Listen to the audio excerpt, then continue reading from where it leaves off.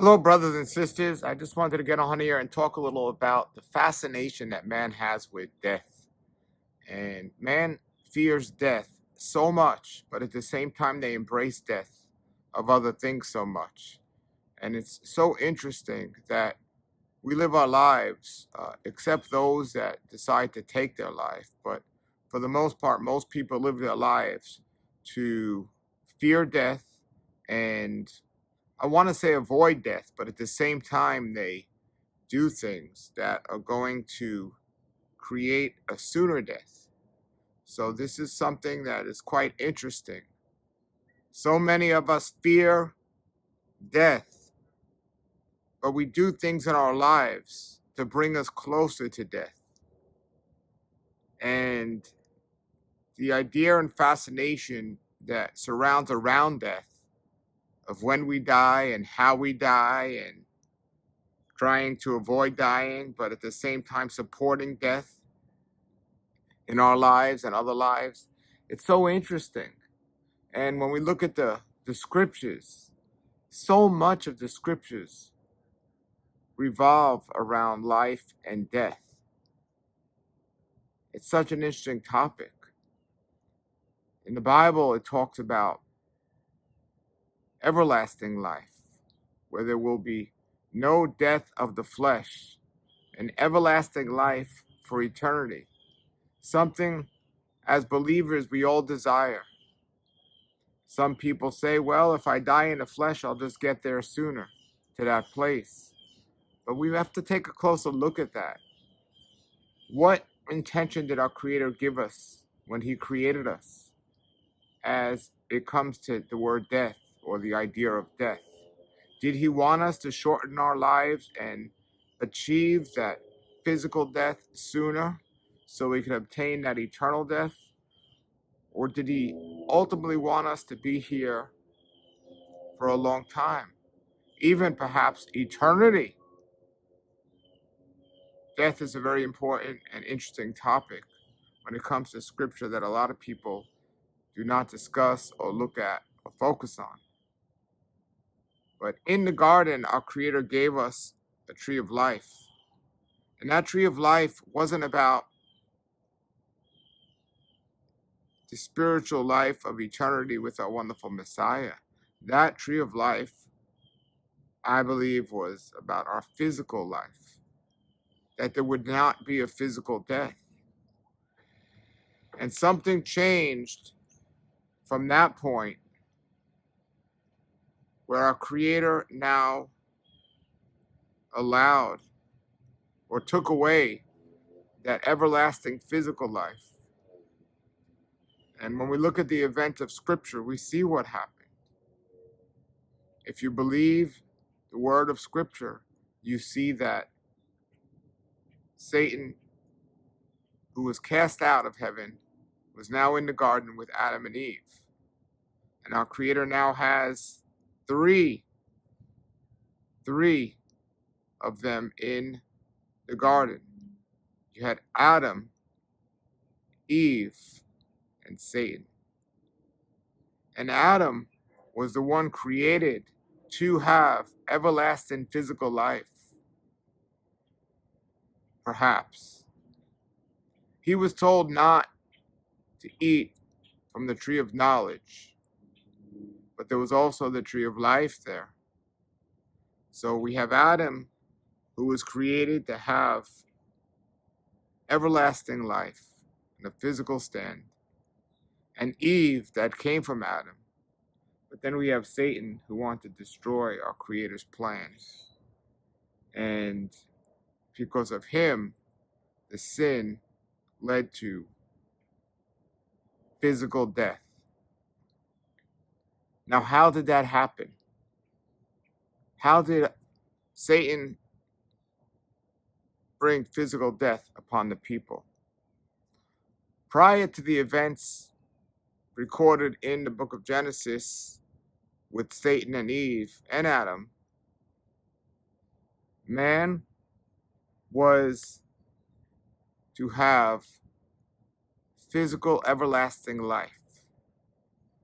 Or we can, thousands of years, maybe 900 years of physical life, perhaps forever. There was a tree of life for a reason. Okay, the tree of knowledge he didn't want man to partake of. The tree of knowledge, was something that was off limits. But the tree of life was there for a reason. The goal and the idea that our Creator had, everlasting physical life, in his plan for man. How did Satan bring death upon people? Our Creator talked and showed the instructions for Adam and Eve. And in those instructions, they were put in a beautiful paradise to supply all their needs. Now listen, they were put in a beautiful paradise to supply all their needs. All their needs. They weren't worried about clothing. They didn't need any clothing. That meant they lived in a nice tropical place. They weren't worried about food. They had all the food that they would need. They had all the tree-bearing fruits. They weren't worried about medicine or health care. They had all the herbs as their medicine. These are the instructions of our Creator. As a matter of fact, they weren't worried about anything because they didn't have the knowledge of evil and wickedness and all the negative emotions.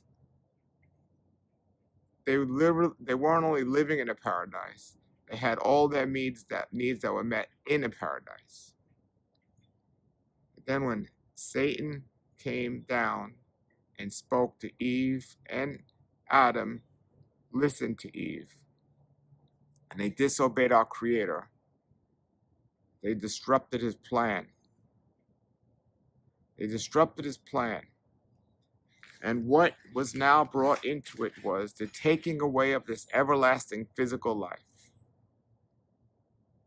The taking away of this everlasting physical life. And how did that happen? How did that happen?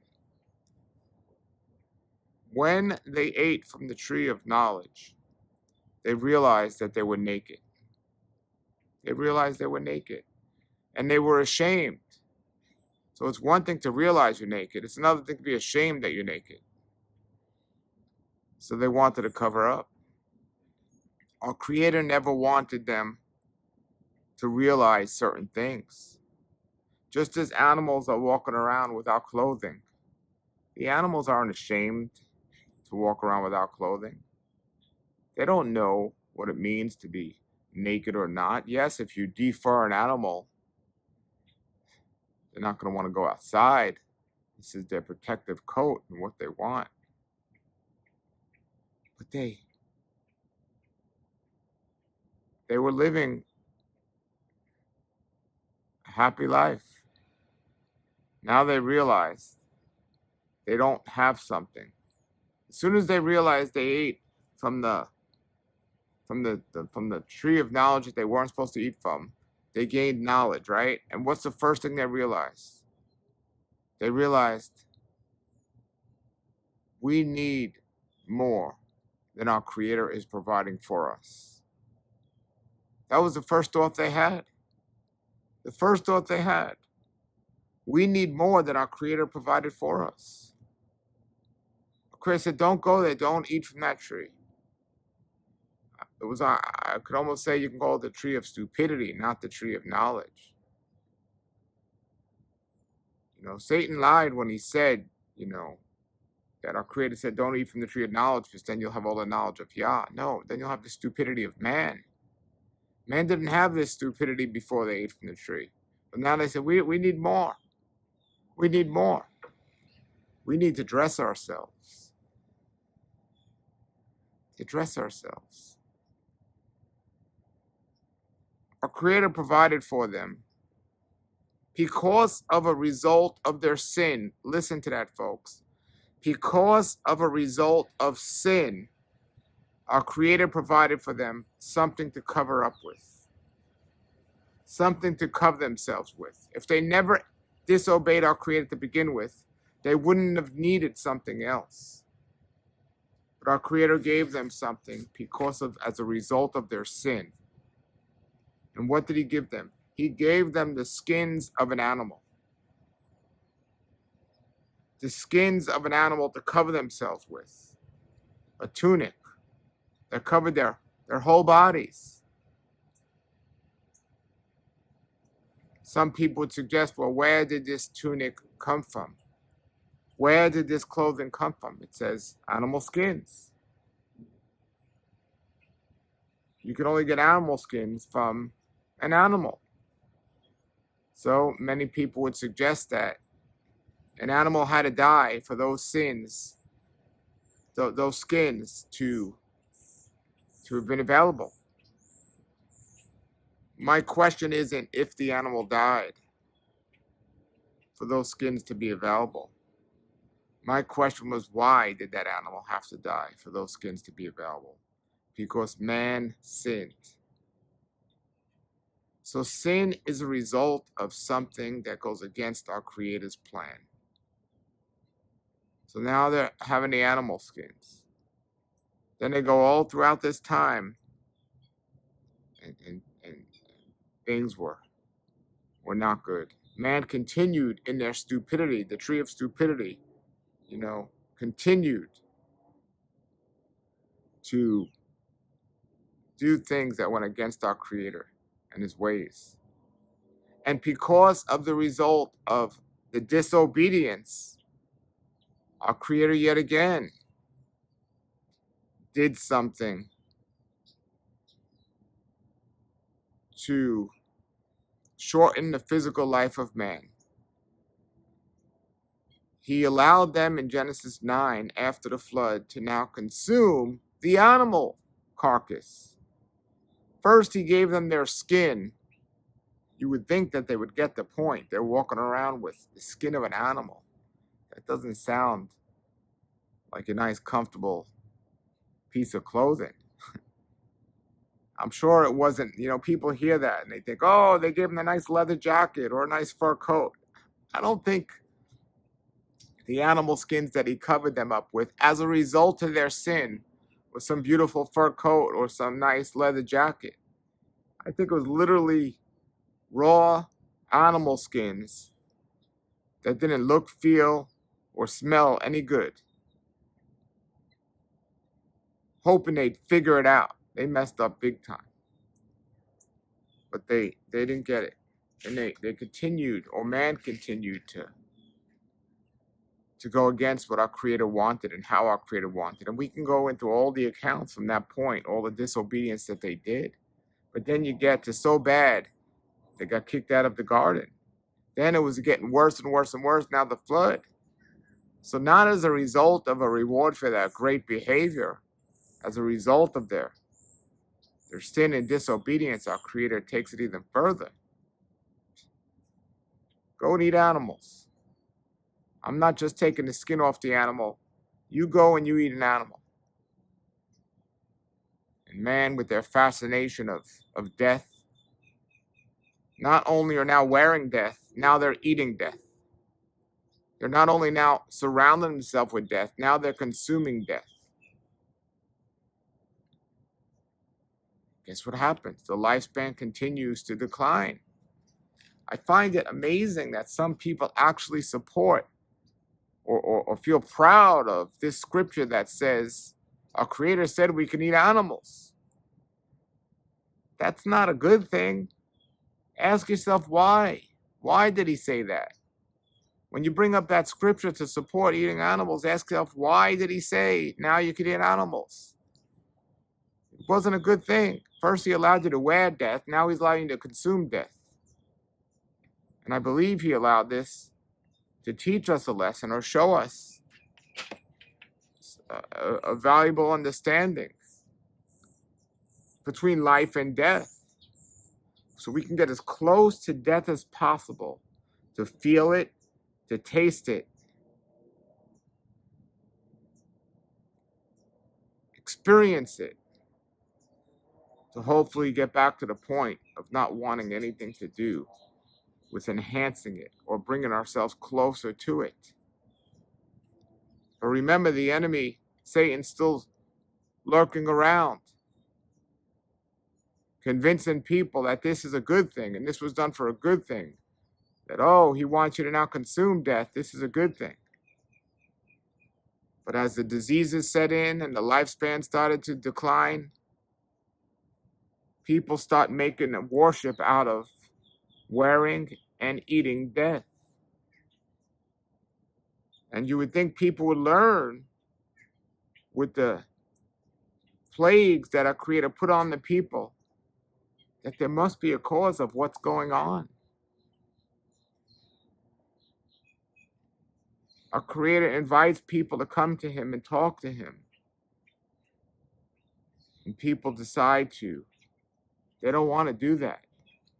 They just want to continue in their consumption of death and their wearing of death. So now what happens? Our Creator gives them another sign to show them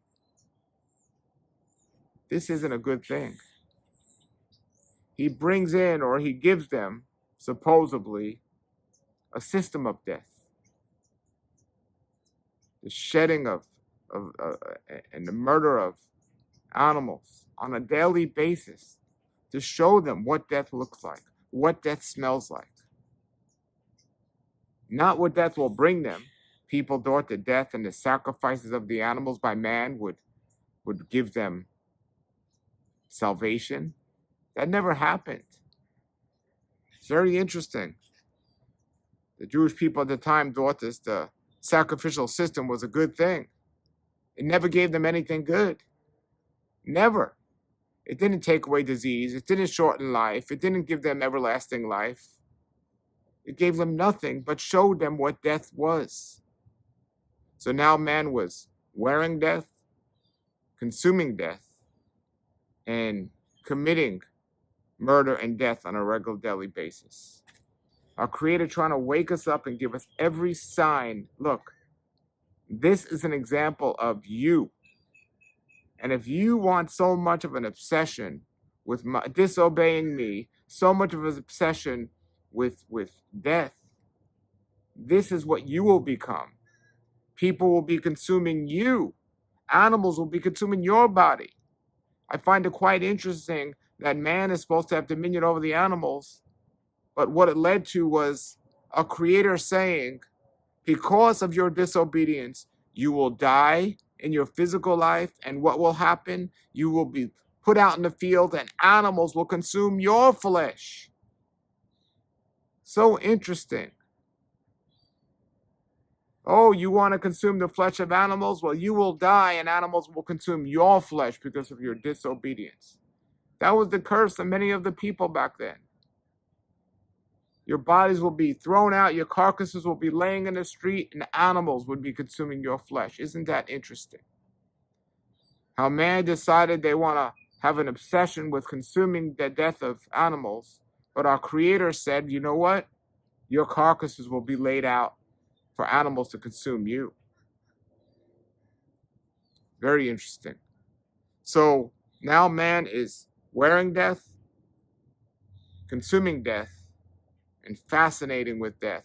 Our Creator's giving them all these signs. This is what death is. This is what death. This is what death is. And gave us warnings all throughout the scriptures. I don't want your sacrifices. They're never going to lead to the everlasting life. And they never did. The sacrifices of the animals never led to everlasting life. The sacrifices and the murder and the killing of the animals never led to disease being done away with. It never led to the restoration of going back to that time of a long age and peace and shalom. It only led 100% to violence, war, sickness, plagues, and death. And finally, Yeshua comes. Yeshua comes to do what? Yeshua comes to replace the death culture, to stop it, to put it away, to die, so those sacrifices would no longer continue. So we would get back to a place where we would have everlasting life. So we would stop wearing, consuming, and committing death on a regular basis. Man would stop killing our Creator's creation. Man would stop destroying the own creation that they became. Yeshua himself wanted this to stop and died for it to stop. And it should have stopped, giving us another opportunity to get back to the paradise. But man continues to have this obsession with death and continues to use scriptures to support their obsession with wearing, consuming, and experience death on a daily basis. And they wonder why there's so much shortening of people's lifespan. When man started eating animals, after the so-called permission that so many people like to use Genesis 9:3 as a joyful scripture to start consuming death, the lifespan declined 900 years and continues to decline to this day. And only when man stopped consuming death and stops wearing death and stops supporting the death industry, the death of animals and the death of humans, only when that is ceased in people's lives and people start what we call activism and all this other words, when people start caring about eliminating the obsession with death, do our lives start turning around and our diseases start turning around and our attitude starts turning around. When you stop consuming, wearing, and supporting the death industry, the murdering of the animals, the destroying of your own bodies, only when the obsession with death stops do we literally see the goal of Yah when he said in Jeremiah, I take no pleasure in the death of wicked people. I only want them to change from their wicked ways so they would live. And what were those wicked ways? What are those wicked ways? It is the obsession with the death industry, wearing, consuming, and supporting death, not only of humans and of animals. Thou shalt not murder. Thou shalt not take this pleasure in the death industries. Only when that happens do you start seeing things turn around. If you stop consuming death and wearing death and supporting death, you will stop the decline in your death, in your physical death. Your life will change. Your health will change. You can reverse disease by stop consuming death and wearing death and supporting death. Your attitude will change. You can't have a good attitude if you're walking around consuming, wearing, and supporting death. You just can't. But your attitude changes when you stop supporting this death industry.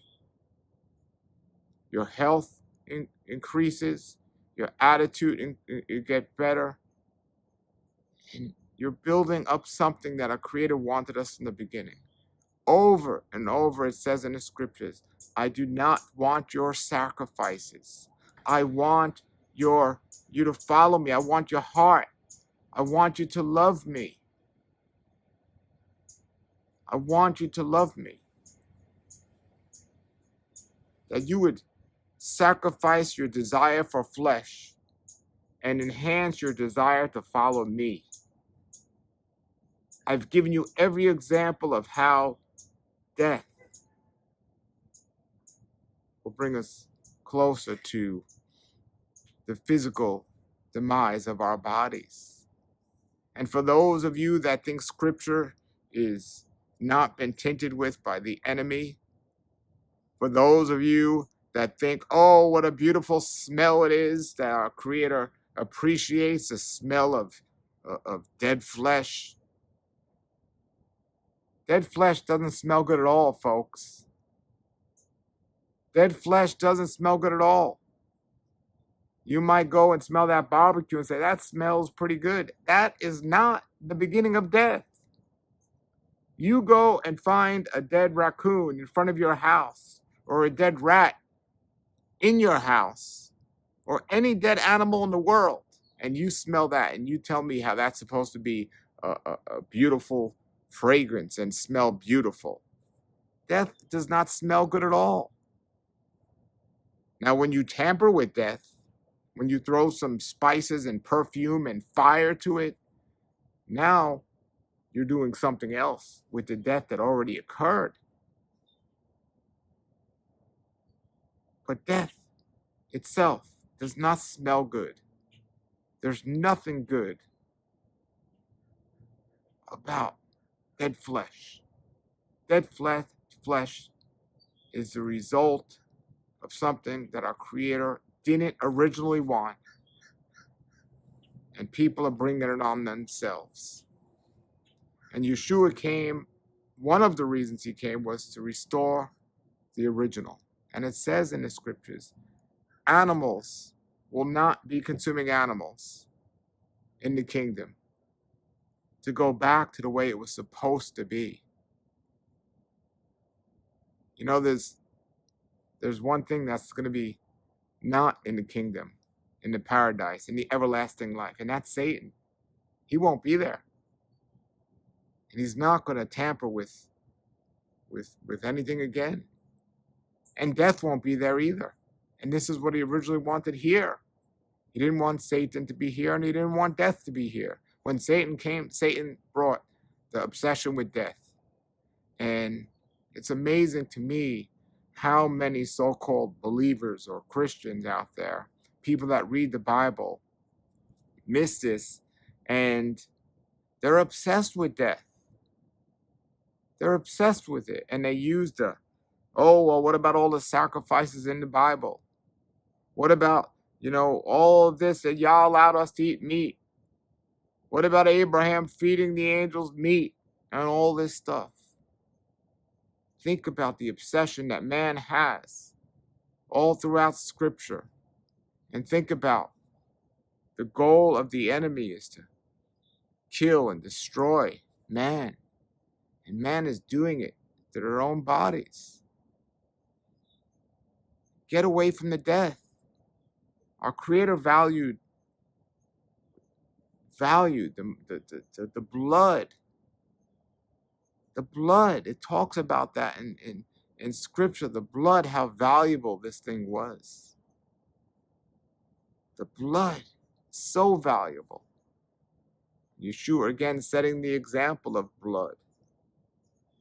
Blood was not made to be consumed. Blood was the life-giving liquid that our Creator designed us with. It wasn't something to be baked, broiled, and boiled and consumed. Our Creator clearly told us to not eat the blood. So instead of people saying, well, I'm going to stay away from eating that animal because there's blood in it, what do people say? How can we kill that animal and create a death without consuming the blood? That's how crazy and twisted man's thinking is. Our Creator says, don't eat the blood. So man says, okay.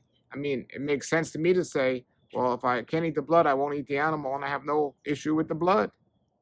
No chance I'm going to eat the blood. But what does man say? How can I eat that animal without eating that blood? I'm going to find a way to drain the blood of the animal and eat the animal. Not only did our Creator not want us to eat blood, he didn't want us to eat flesh. He wanted us to support the animals, keep them alive. Dominion is about taking care of. Man would have dominion over the animals. It was about taking care of. But that's not what happened. Man is completely taking that out of context. It doesn't mean to murder. Man's been given dominion over his children. There's a hierarchy, there's an order. Man's been given dominion over his children. It doesn't mean to kill and murder and eat his children. You take care of them, because they're supposedly not wise enough to take care of themselves. And that's the other thing. We're supposed to be created in the image of Yah, right? In the image of Yah. And so, wise and smart and everything else, but because of not only the death that consuming death brings and wearing death brings, but the tree of knowledge that we're supposed to eat from, we've lost that. Yah took that away. We no longer have the knowledge of Yah. We don't have the knowledge of Yah. Yah took that away from us a long time ago, because if we had the knowledge of Yah, we wouldn't be wearing, consuming, and supporting death. And we think about this. The life that Yah gives us and what he gives us to sustain ourselves, the mother's milk for the baby. In every area, aspect of life, the mother's milk for the baby, the mother's milk for the baby. And then again, where's the knowledge of Yah that man, after they're off the weaning process of being a baby, would still consume not only their mother's milk, but they would consume the milk of other animals' mother's milk. There's no other animal in nature that would consume the milk of another species.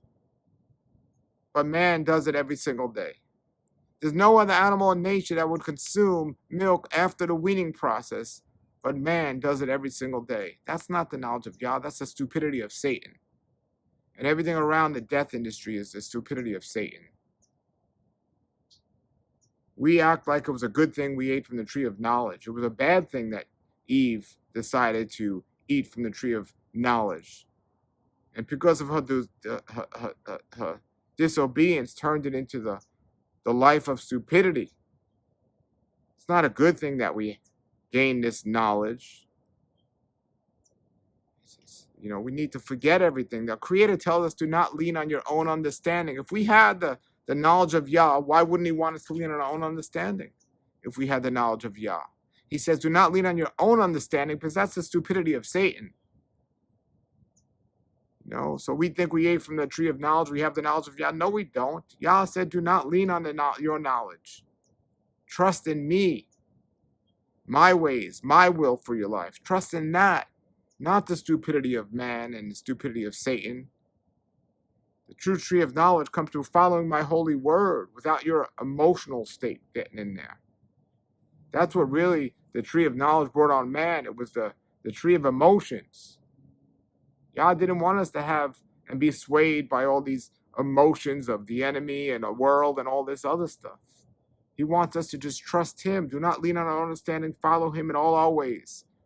And we'll know his perfect will for us. His perfect will for us was to have the everlasting physical life. His perfect will for us was to have everlasting life with our wonderful Messiah. His perfect will for us was to produce and support life, not to destroy life. Everything from wearing the animals to consuming the animals, to supporting the death industry and killing the animals, and then even killing our own children. This is how far it's become through the practice of we call abortion, which was really murder of our own children. And now they're taking those body parts from those dead children and putting them in the very food that people eat. They're literally putting dead baby parts in food that people eat. And now we're doing the same thing with children that we're doing with animals. And it's just a matter of time we start doing it with each other. So now we got the animals eating the people. People got this warning, they got everything they need, but people keep supporting the death industry. So let me give you this. Try to stop supporting the death industry. Try it and see how your life changes. You say, my prayers aren't being answered. I have worry and fear because Eve ate from the tree of emotions. I have all these emotions. I can't follow our Creator's word because my emotional state is too strong. And the only way I can forget about it for a moment is to eat some dead animal. It's crazy and backwards. Try to stop eating and supporting the death industry for a little while. Try it. Try to get back to what our Creator wanted. Stop wearing the animals, consuming the animals, and supporting the industry of this death. And see how your body changes. See how your thought changes, and see how your prayers change. See how your health changes. See how things are answered. I strongly see the example our Creator shows in Scripture without using the excuses of nitpicking a Scripture and says, but what about this? But he allowed that and all this. which, as we look at in Scripture and we go through Scripture, and if you really want to dig deep into Scripture, you see the real reason why these things happened. Some people say, well, Yah allowed Peter to eat unclean animals. No, Yah didn't want Peter to eat any animals. He didn't want any of us to consume death. But if you start seeing the real reasons behind these Scriptures, you wouldn't run to some nitpick scriptures, say, well, Yeshua put the spirit into the pigs knowing they were going to kill themselves, so Yeshua killed animals. Or, well, Yeshua ate fish, so he must have killed the animals and supported death. And all these other scriptures that have been twisted around, misinterpreted, and taken out of context to support the death industry. It's not what our Creator wanted. He didn't want this sacrificial system, and Yeshua came to do away with that, not support that. And when Yeshua tried to do that clearly in the marketplace, they put him to death because they didn't want to stop their consumption of death on every level and their obsession with death. Yeshua did everything, did miracles and everything, and spoke to them and did everything. But finally, when he went to the temple to face this issue of the death industry being supported in the temple, we hear all the time he was turning over the tables of money change and doing all these things. What were they selling? What were they supporting? It was the death industry. That's what it was, and that's what he wanted nothing to do with. They don't pick out and nitpick the scriptures and study the scriptures and say, hey, I don't want your sacrifices. I want your hearts. They don't look at that scripture, but they start looking at scriptures that show, well, he ate this, or he said he allowed this, or something else. But ask yourselves why, and ask yourself what are the consequences of that. And even more powerful and important, try it before you deny it. Do it for yourselves. And it's a shame that the so-called New Age people of this world, the people that do not claim to follow Yeshua, the people that do not claim to be Christians, you'll find in all these other belief systems, the communities where they don't support the death industry. They don't support it. But then you come into the church and you see death still all over the place. Wearing, eating, and supporting the death culture. At the same time saying, oh, abortion's bad because you're murdering children. What about the thousands of animals that are being murdered every single day? Supporting the death industry. Get away from that on every level. Try it for yourself and see what happens. And yes, this is something that we can do. It's not about the nation you live in or anything. It is a personal thing. If you're not getting your prayers answered, if you're struggling with certain diseases or any hardships in life, think about how much you support the death industry. Go and open up your refrigerator or your cupboards and seeing how much death is sitting there on the shelves. Think about Satan is connected to death. And our Creator is connected to life. Today I give before you life and death. Choose life so you may live. That's what the scriptures say. And the people answered not a word because of their obsession with death. Get away from the obsession with death. Choose life. Choose life. Follow our Creator's ways and you'll have a life of peace and shalom. And that's what he says. There's no peace and shalom in murder. Right? I pray you can pray about these things I'm saying and consider these things. Have a blessed day, brothers and sisters. Yah be with you all, and shalom, shalom.